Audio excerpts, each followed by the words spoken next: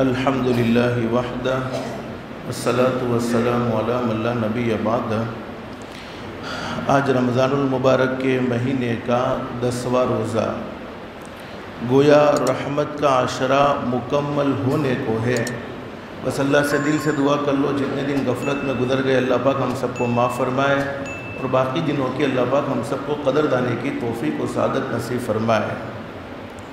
حضرت موسیٰ علیہ السلام نے ایک مرتبہ اللہ رب العالمین سے یہ سوال کیا، الہ العالمین تیرے وہ بندے جنہوں نے تجھے راضی کیا ہے، ان کی زندگی نماز میں، روزے میں، اللہ کا ذکر کرنے میں، قرآن کریم کی تلاوت میں گزرتی ہے، اور پھر جب وہ تجھ سے دعا مانگتے ہیں، تجھے راضی بھی کرتے ہیں، تیرے احکام کے مطابق زندگی گزارتے ہیں، پھر تجھ سے دعا مانگتے ہیں، تجھے پکارتے ہیں، تو تو جواب کیسے دیتا ہے؟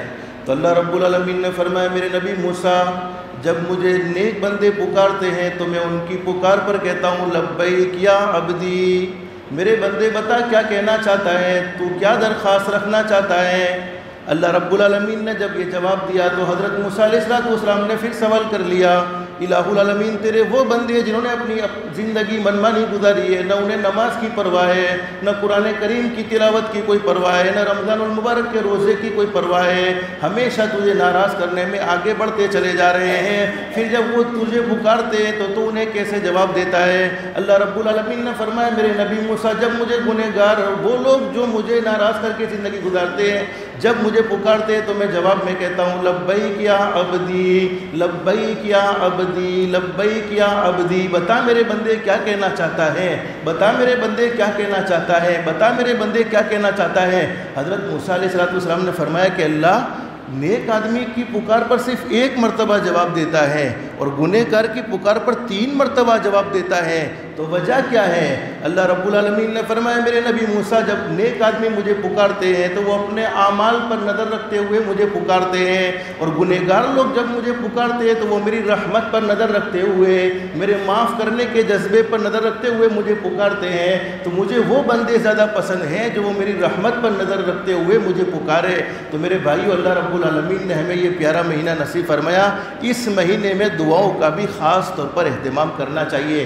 حدیث شریف میں فرمایا، نبی کریم صلی اللہ علیہ وسلم نے دعا مومن کے لیے ہتھیار یعنی پاورفل چیز ہے، دین کا ستون ہے اور آسمان و زمین کا نور ہے۔ اور ایک حدیث میں حضرت نبی کریم صلی اللہ علیہ وسلم نے فرمایا، دعا سے بڑھ کر مکرم چیز اللہ کے نزدیک کوئی نہیں ہے۔ اور حضرت نبی کریم صلی اللہ علیہ وسلم نے بڑی زبردست بات بیان فرمائی ہے، جب بھی ہم اللہ سے دعا مانگتے ہیں تو اللہ پاک ہماری دعا کو ضرور قبول فرماتے ہیں۔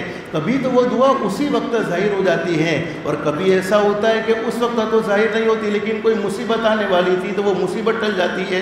کبھی اس دعا کی وجہ سے اللہ پاک ہمارے گناہوں کو معاف فرما دیتے ہیں، اور کبھی ایسا ہوتا ہے کہ وہ دعا ہمیں دنیا میں قبول ہوتی ہوئی نظر نہیں آتی ہے، لیکن جب کل قیامت کا میدان قائم ہوگا اس وقت لوگ ایک ایک نیکی کے بارے میں پریشان ہوں گے، ایک ایک نیکی کے محتاج ہوں گے۔ اس وقت اللہ رب العالمین فرمائیں گے، میرے بندے تو نے دنیا میں فلانی دعا مانگی تھی، لیکن تجھے ایسا لگا تھا کہ تیری یہ دعا قبول نہیں ہوئی ہے، یہ فلانی دعا کے بدلے میں تجھے یہ اجر دیا جاتا ہے، یہ ثواب دیا جاتا ہے۔ اس وقت بندے افسوس کریں گے، کاش دنیا میں ہماری کوئی دعا قبول نہ ہوتی تو اچھا ہوتا۔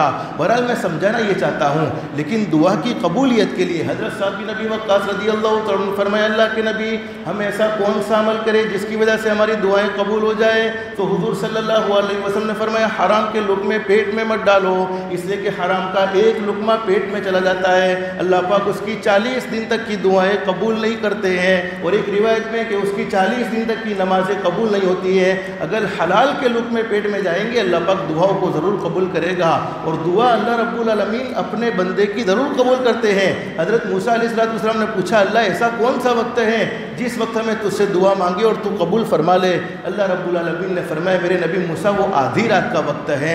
اللہ رب العالمین نے جب یہ بات کہی کہ موسیٰ آدھی رات کا وقت ہے، لیکن تم جب بھی مجھے پکارو گے میں تمہاری پکار کو ضرور سنوں گا، لیکن آدھی رات میں کوئی ظلم کرنے والا ظالم جس نے لوگوں پر ظلم کیا ہے، زیادتی کی ہے، وہ بھی پکارے گا تو میں اس کی پکار کو سن لوں گا۔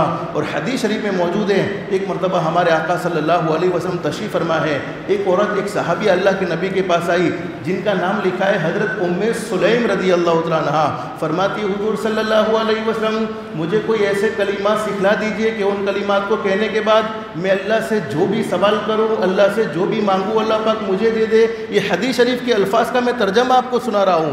ام سلیم رضی اللہ تعالیٰ نے کہا اللہ کے نبی کوئی ایسے کلمات بتلائیے جن کلمات کو کہنے کے بعد میں اللہ سے جو بھی مانگوں، اللہ سے جو کہوں اللہ پاک میری سن لے۔ تو حضور صلی اللہ علیہ وسلم نے فرمایا 10 مرتبہ سبحان اللہ بولو۔ کتنی مرتبہ؟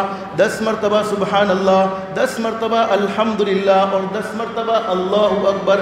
حدیث شریف کے الفاظ، میرے جس امتی نے 10 مرتبہ سبحان اللہ کہہ دیا، 10 مرتبہ الحمدللہ کہہ دیا، 10 مرتبہ اللہ اکبر کہہ دیا، پھر اللہ رب العالمین سے کہا کہ او میرے مولا میری فلانی دعا کو قبول فرما لے، او میرے مولا میرے فلانے کام کو تو کر دے۔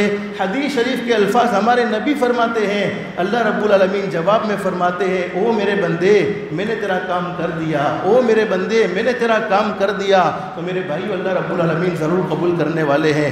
افطار کے وقت میں اپنے وقت کو ضائع نہ کرو، اپنی گھر کی مستورات کو بھی کہو 5-10 منٹ پہلے کچن کو چھوڑے اور اللہ سے دعائیں مانگے۔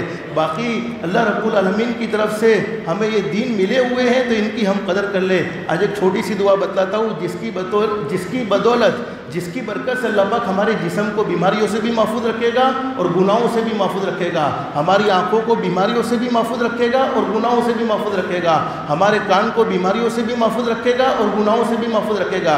حضور صلی اللہ علیہ وسلم کا معمول لکھا ہے، حضور صلی اللہ علیہ وسلم صبح میں بھی 3 مرتبہ اس دعا کو پڑھتے تھے اور شام کو بھی 3 مرتبہ پڑھتے تھے۔ ہر ایک کو یاد ہو جائے گی 1-2 مرتبہ پڑھنے سننے میں۔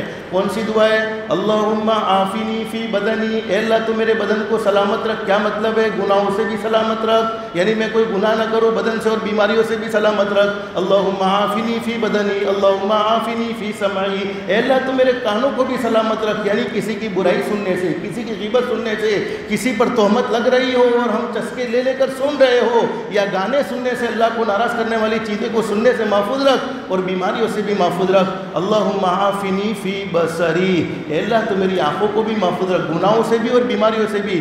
لا الہ الا انت، بس یہ چھوٹی سی دعا ایک مرتبہ پڑھو۔ اللہم عافنی فی بدنی، اللہم عافنی فی سمعی، اللہم عافنی فی بصری، لا الہ الا انت۔ یہ حضور صلی اللہ علیہ وسلم روزانہ صبح میں بھی 3 مرتبہ پڑھتے تھے، شام کو بھی 3 مرتبہ پڑھتے تھے۔ اللہ سے دل سے دعا کر لو اللہ ہم سب کو بھی دعاؤں کا اہتمام کی توفیق نصیب فرمائے۔ اللہ ہم سب کو کہنے سننے سے زیادہ اخلاص، استخلاص اور استقامت کے ساتھ عمل کی توفیق نصیب فرمائے۔ آمین یا رب العالمین۔ وآخر دعوانا ان الحمد للہ رب العالمین۔